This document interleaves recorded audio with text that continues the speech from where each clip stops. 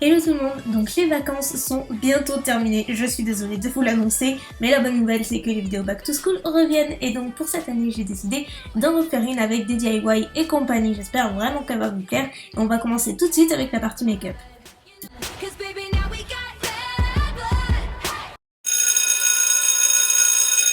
On commence par l'indispensable, c'est bien sûr la base, donc j'utilise celle de chez NYX. D'ailleurs pour tout l'ensemble du make-up, j'ai fait en sorte d'utiliser des marques drugstore, donc j'espère que ça vous fera plaisir. Ensuite pour la palette, j'ai choisi d'utiliser cette jolie palette nude dans les tons rosés de L'Oréal. Je commence par prendre ce fard mat que je vais placer dans le creux de ma paupière pour apporter un petit peu plus de définition, tout en restant quand même dans les tons assez nude et naturels, mais un tout petit peu de couleur quand même. On passe à mon fard préféré de la palette qui est ce joli pêche légèrement satiné qui est hyper lumineux, juste assez, mais qui reste quand même super naturel. Vous voyez que c'est pas tout un tas de paillettes, c'est pas franchement l'occasion pour en porter, mais ça unifie et surtout ça réveille le regard et j'en place tout le long du 3/4 de ma paupière. Et enfin, j'ajoute le mélange de ces deux couleurs que je place légèrement dans le coin externe, c'est assez facultatif, vous pouvez vous contenter du creux et juste de la paupière mobile. Là c'est juste, on va dire, pour relier toutes les couleurs et que ce soit plus homogène, mais c'est assez facultatif. La petite astuce pour réveiller le regard, c'est d'appliquer un fard clair légèrement satiné, très lumineux dans le coin interne. Ainsi, vous voyez toute la différence, ça réveille vraiment les yeux. Et en général, le matin, c'est plutôt de ça dont on a besoin. En tout cas, ça sauve l'apparence. Et ensuite, j'utilise le fard que j'ai appliqué dans mon creux tout le long du ras des cils inférieurs, en légère touche, juste pour donner l'illusion de cils plus fournis. Mais là encore, c'est assez facultatif si vous avez quelques secondes à grappiller. Autre petite astuce pour avoir un regard super réveillé, c'est d'utiliser un crayon couleur chair, ainsi ça va neutraliser les petites rougeurs que vous pouvez avoir, c'est magique. Le seul truc qui ne soit pas de drugstore, c'est cette base Dior, mais je ne pouvais pas m'empêcher de l'utiliser, c'est une base blanche qu'on met avant le mascara, et en fait ça multiplie les effets du mascara en question que vous allez utiliser, ça apporte plus de longueur, plus de volume, c'est juste génial, je vous en ai parlé dans mes favoris, et voilà, je voulais vraiment l'utiliser, et après j'utilise le mascara, Cils Sensationnel de Je m'aime Maybelline que j'adore. C'est franchement un bon combo et vous voyez à la fin que les cils sont quand même vachement présents et ça j'adore. J'utilise la teinte Just Spoken qui est ce joli pêche rosé mais très doux qui se voit justement pas beaucoup sur mon bronzage mais bon ça suffit et en plus il a une texture très lumineuse, il a pas du tout de paillettes ni quoi que ce soit mais pour une raison que j'ignore, il renvoie la lumière donc inutile d'ajouter de l'highlighter. Et enfin pour les lèvres, là c'est libre à vous, pour ma part j'ai choisi mon combo préféré, je vous en ai parlé là encore, de mes rouges à lèvres en teinte Lace et Peach Me, donc un rose et un pêche. Le combo des deux ça fait une couleur légèrement rosée, légèrement pêche, mais qui reste quand même passe-partout, vous pouvez vous contenter de baume à lèvres aussi. Là j'avais vraiment envie de faire un tuto make-up qui change un petit peu du total nude, mais libre à vous.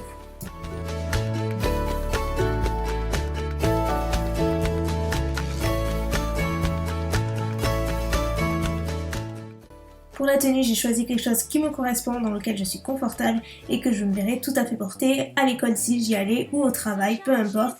Voilà, c'est un style plutôt passe-partout mais qui reste chic, romantique et élégant. C'est plutôt mon style à moi, on va dire. Et voilà, c'est assez minimaliste mais j'aime beaucoup l'ajout d'accessoires et voilà, de sandales et tout.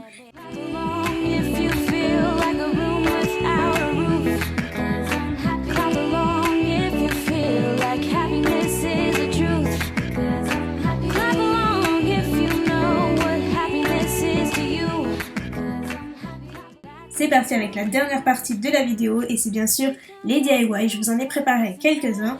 On va commencer avec ce chouette classeur personnalisé que vous pouvez personnaliser avec toutes vos petites photos. On commence. Donc je vais commencer par aller chercher des photos que j'aime bien et qui m'inspirent. Donc ça va de tout, de la nourriture à des paysages, à des villes, à des photos perso, de tout. Donc pour ça, rendez-vous Google, je tape par exemple Los Angeles. Petite astuce, si vous voulez un code couleur en particulier, vous pouvez aller dans l'outil de recherche et choisir la couleur rose par exemple. Je veux que ce soit la couleur dominante du dessus de mon classeur, je trouve ça assez girly. Vous pouvez également choisir le format d'image, etc. Et après, vous n'avez plus qu'à choisir votre image préférée. Vous pouvez en choisir plusieurs pour avoir un maximum de choix à la fin. Donc moi, comme je l'ai dit, j'ai choisi Los Angeles, j'ai regardé sur Tumblr, sur Pinterest, j'ai regardé donuts et cupcakes, tous ces petits trucs qui m'inspirent, toutes ces belles images que je trouve vraiment jolies et voilà, que je trouve particulièrement adaptées de mon côté. Et donc là, pour le coup, c'est super personnalisé. Ensuite, je vois un petit peu combien de photos je veux sur chaque planche de page. Pour info, moi j'ai utilisé du papier photo, vous pouvez utiliser du papier simple, c'est juste que le papier photo, ça fait un rendu glacé très joli, que moi j'aime beaucoup. Et puis après, on fait marcher l'imprimante et il n'y a plus qu'à attendre et ça sèche très vite. Voilà le résultat une fois que tout est imprimé et ensuite il faut passer à la partie découpe. Je ne sais pas vous, mais moi je déteste découper, mais vraiment c'est un truc que je ne supporte pas. Mais bon là j'avais pas vraiment le choix, vous voyez. Donc je découpe normalement en évitant les marges, après vous pouvez en laisser, c'est comme vous le souhaitez. Ensuite je prends mon classeur qui est pas franchement super joli, j'ai fait exprès d'en choisir un uni et donc le but voilà c'est quand même de personnaliser un classeur que vous aimez pas trop, que vous aimeriez un petit peu arranger à votre façon afin qu'il soit carrément unique. Donc dans un premier temps, je viens éparpiller un petit peu mes photos sur le classeur afin de les placer et me faire une idée de ce que je veux, à quel endroit exactement avant de les coller. C'est quand même vachement plus pratique. Et la petite astuce que je vous recommande, c'est de prendre en photo avant de tout coller. Si par exemple vous avez des feuilles qui volent entre temps et que vous ne savez plus où elle va, au moins vous n'avez plus qu'à regarder. Et puis le tour est joué, vous êtes sauvé, vous n'avez plus qu'à coller.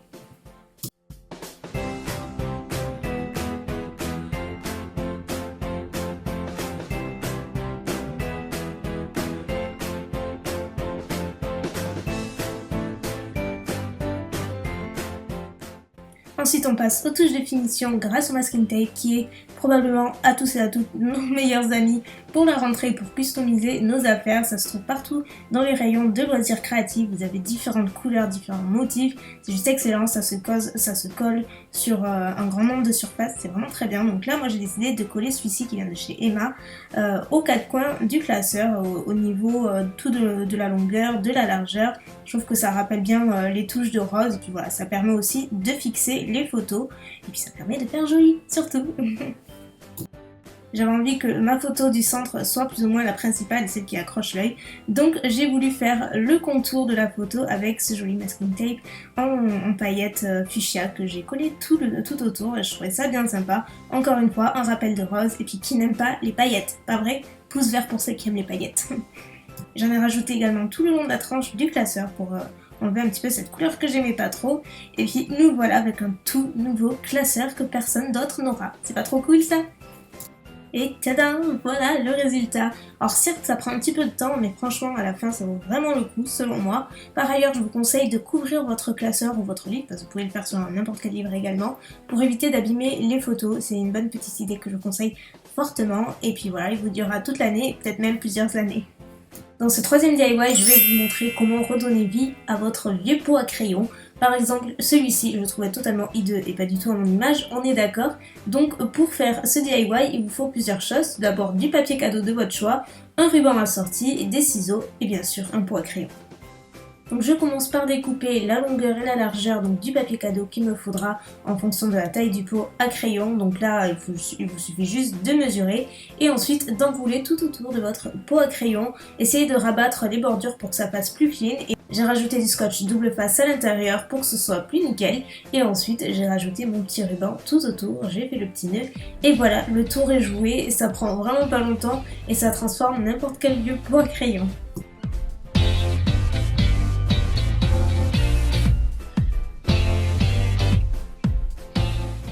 Maintenant, je vais vous montrer comment créer votre propre porte-document. C'est relativement long à faire, mais franchement, à la fin, ça vaut vraiment le coup. Donc, il vous faut pas mal de choses, donc à savoir des feuilles cartonnées de couleurs, du scotch, un ruban, du papier cadeau encore une fois, de la colle assez forte et quelques plaques cartonnées, peu importe si elles sont moches, de toute façon, elles vont être recouvertes. La première étape, c'est de recouvrir vos plaques cartonnées de papier cadeau. Donc moi pour info, les plaques cartonnées ce sont des plaques de classeur que j'ai découpées. Si vous avez des morceaux de carton, ça fonctionne aussi. Mais bon, comme je vous l'ai dit, peu importe si c'est moche puisqu'à la fin, c'est totalement recouvert. La première étape, c'est de préparer le fond du porte-document.